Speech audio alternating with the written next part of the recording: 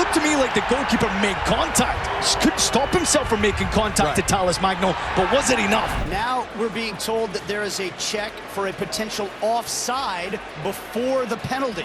Happy Father's Day and welcome to Instant Replay presented by Cheez-It for MLS Week 15. I'm Andrew Wiebe, a father, alongside another father, Charlie Davies, and you know the two words, Chuck. Let's go. It's magic. We start with Orlando, Houston. It is 2-1 Orlando. 95th minute. Darwin Quintero bicycle, but he misses. But the ball goes in the back of the net, Charlie.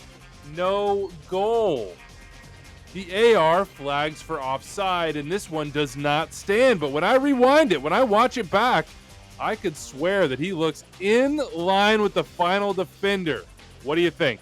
What? I think because the flag was raised by the AR, of course it's off because it's almost impossible to overturn as a clear and obvious error. Now, had the AR kept his flag down and this goal stood, I would find it very hard to overturn it into making it an offside goal.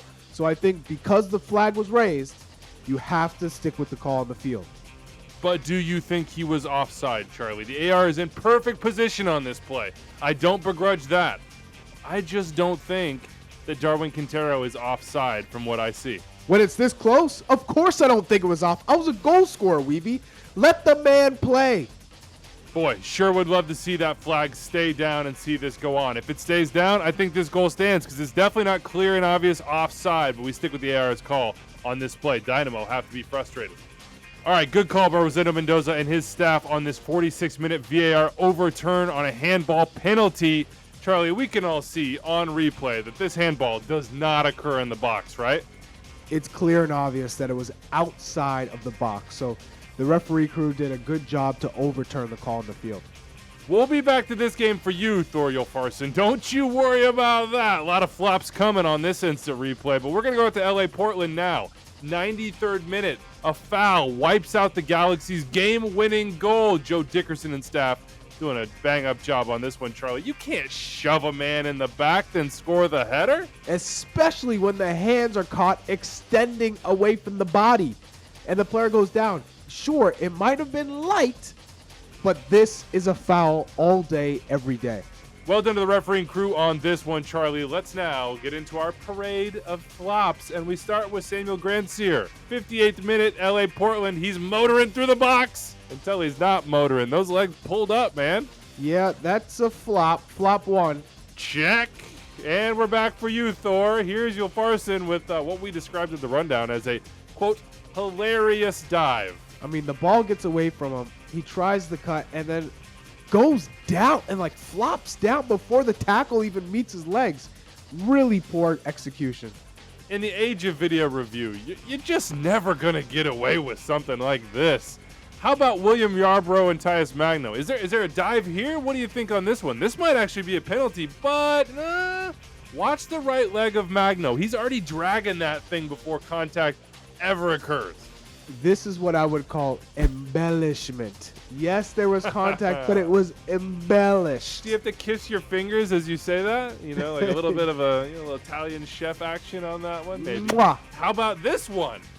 Corujo of Charlotte. A little bit of a bicycle attempted clearance, but could be DOGSO on Eric Hurtado, who also got a goal in this 1-1 draw between the Crew and Charlotte. But, oh, no, Eric, no. Eric's looking for it here as well. I'd call this a stone-cold case of embellishment. I don't know if this was a dive, per se, but Corujo does make contact with the ball. Now, if he does not touch this ball, I think you got a real case for DOGSO. Does he touch Hurtado, Charlie? I think his body does touch Hurtado. But Hurtado is just running and just goes down. It's a little bit after the contact, if that contact does occur. Anyway, Hurtado with a goal in this game, a 1-1 draw. All right, keeping it going with the flops here, but with a lot of other variables included. Nashville sporting Kansas City, 87th minute. Nashville looking for an equalizer, and Alex Maweel is going down. There's a couple things to look at here. We'll go in order, Charlie. First of all, was Ake Loba fouled before any of this ever occurred? What do you think? Daniel Shalhoub might have stuck a foot in here. Might have stuck a foot. When you talk about clear and obvious, no chance. I think they did a good job not to call this a penalty. More incidental to me. Definitely not clear and obvious. Okay, how about this? Was Alex Mawil offside? I'll take this one. Yes. Yes, he was. Look at that line across the pitch just above the circle on top of the 18-yard box. He is leaning off. It's not just leaning. It is clear and obvious that he is further than the final defender. So when he does go Superman, that has no bearing on the play. Well done to the referee crew to call this one back. How about a possible red card for Marco Farfan? 47th minute. Here he comes on Godinho. And, God, watching this the first time, Charlie, my brain was screaming red, but he got a yellow from Tori Pinso. Was that the right call in your opinion? It was the right call in my opinion. Tori Pinso did a good job. She sees it. Marco Farfan's front leg is exposed and it's lunging forward, but he misses. And he misses the player, the player is very fortunate to escape a serious injury. But it's the trail leg that ends up catching his ankle. So it's a reckless challenge in my opinion, and I think Tori Pinso did a great job of handling this situation. Oh, big orange card here from me. Farfan is lucky, capital L-U-C-K-Y. If he catches any part of Godinho with that extended right leg, this is a red card in my opinion. He is very fortunate to have gotten a yellow on this play. How about another potential red card? Chicago, D.C., 53rd minute. Andy Nahar taken down by Boris Sekulic. Shout out to the people in the Twitter mentions for letting me know this happened and giving me the minute. You can always do the same. Just saying, folks. There wasn't even a yellow card issued on this play, which is absolutely baffling to me. Sekulic is so late. He knows he's not going to get ball. I think he's going for the man. Regardless of his intent here, it is endangering the safety quite clearly, in my opinion. See the studs above the ankle. See the excessive force.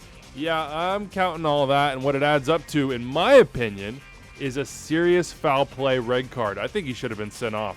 Last one, we had a request to take a look at the Philly Union goal by Cincinnati supporters out there. They think there was a foul by Julian Carranza on Tyler Blackett.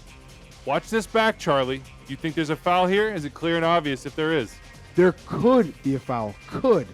But clear and obvious, I don't think so. Julian Carranza is coming around Blackett's foot, but you can't tell if he gets the ball first or the leg first. And because of that, it is not clear and obvious. Not clear and obvious to me.